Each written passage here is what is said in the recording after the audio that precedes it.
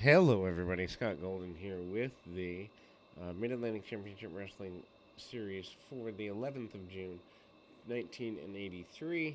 And continuing our foray, I'm up to March of 85 in my watching, but obviously very far behind in my reviewing. Steamboat and Youngblood starting off with Masafuchi and Bill White. Steamboat and Youngblood still embroiled in the attempt to get things going with the Briscoes, and that obviously leads to a Starcade 83 deal. Would love to get Starcade 83 up in the next little while, maybe in the next week or so. Anyway, uh, Bill White and Steamboat coming in and kind of some chops around. They're trying to get things going and doing pretty okay as far as that goes. We get some good roll arounds there. Obviously, Youngblood, the lesser of the uh, experienced individuals, good roll up there, and Youngblood rolls up and over into decent enough opportunities with arm bars and the like, and getting things going as it relates to pretty basic stuff there. Some kicks and, you know, punches, and Steamboat Youngblood managed to get some chops off. Press slam by Youngblood, or by Steamboat of Youngblood, and getting a victory for the former tag team champions. Back and forth with the tag team championships, and of course, Briscoes as heels in the Carolinas. A pretty big deal, that heel turn coming in the last little while. And then we kind of see some continued issues as Bugsy McGraw talks about being kind of, for lack of a better term, taken advantage of by the one man gang laying him out with the body slam challenge, and he's out there on crutches. Bugsy McGraw, of course, primarily coming from the world class area, and got over 300 world class episodes up for your listening pleasure there. We also got just Ledoux coming out and basically saying he's still just as crazy as before, wants to get rid of the House of Humperdinck. House of Humperdinck still a major deal here in 1983, and we continue going forward there. Ledoux managing to get a couple of pretty intense things there, and actually does get his hands on Sir Oliver Humperdinck in the short run of things there. Some hard shots and a beatdown from a VTR, otherwise known as videotape review, between Slater and Ledoux from previous weeks, and Dick Slater and Ledoux do brawl around. Then we go to Greg Valentine in a squash match here.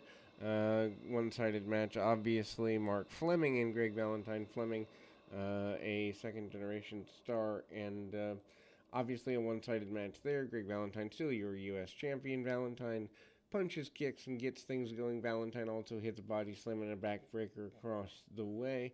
Valentine continues to be probably one of the better heels in the area at the time, having debuted in the area about 4 or 5 years earlier. Valentine also grinding the elbow into the back of the head and such of his adversary here. Doesn't get everything he wants on the move, manages to get a suplex along the way too, and that cradle suplex leading to an abdominal stretch and a victory. Greg Valentine still claiming in interviews that he should be in line for Ric Flair's World Championship, also claiming that he is the one that has put Roddy Piper on the shelf, and he claims that it's permanently.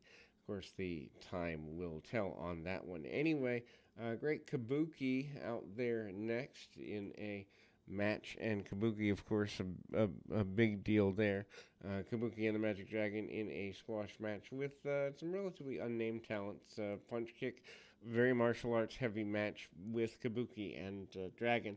Dragon back to the blue mask and getting a bit more advantage there. Constant tag off, chops, kicks, and the like. Also, snapmare across the ring, and Magic Dragon hits the backflip, which at the time, you got to remember, backflip off the top or second rope in 1983, still considered a big move there, and kind of the hanging neckbreaker and other maneuvers. The Kabuki at this point called the television champion by Gary Hart, although we don't see Kabuki defend the title very often. We also do not see Kabuki in a hard shot of lots of challenges. There is a bit of highlights from a Jumbo Shiruda and Flair and match from Japan. Roll-ups by Saruda. Saruda is still treated like a pretty major guy there.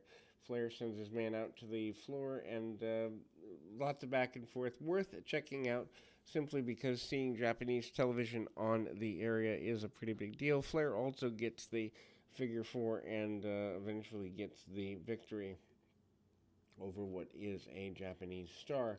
Flair getting the victory with the figure four, putting Flair over as a bigger than average star at the time. And needless to say, Ric Flair being in the position of beating some of Japan's best, cementing him as a big deal in the area. Also, the Slam Challenge on various other, the one-man gang Slam Challenge. Mike Rotundo gets laid out there in the one-man gang. Actually, Jimmy Valiant managing to attempt, and the cut of the hair of Mike Rotundo.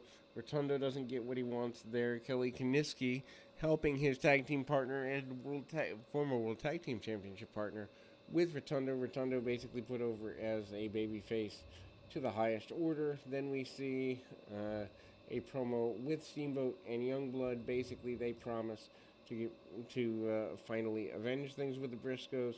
Youngblood says that they, in fact, have ties to the same tribe as the Briscoes were part of in, I believe, Oklahoma, and that that tribe is supportive of Youngblood and friends. Then we move to Funk and Jake Roberts. Obviously, actually, Roberts versus Davis. Funk not part of that particular match, usually part of tag matches, but not here. Obviously, Mike Davis, a regular enhancement talent challenge for Jake Roberts. Roberts cuts off with a short knee lift, among other things. Also tries to take the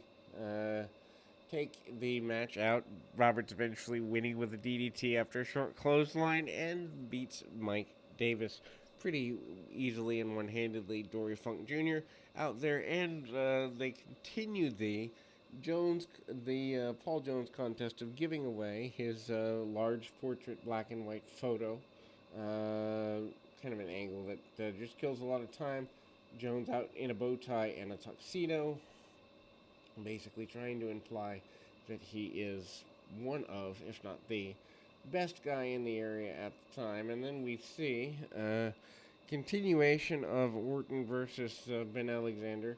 Bob Orton comes back to the area, big deal for the time, also manages lots of punches, kicks. One-sided match, ties the man up. Orton does look smoother than just about everybody, and Orton manages to get his adversary right between the eyes before nailing him with a top rope superplex, a finish at the time rather than a transitional spot like it is goofy in 2021 for sure. Rufus R. Jones also saying that Paul Jones, no relation, is certainly lying about the ladies' interest in him as a person, and that will close this particular foray into things. We'll be back with more right after this.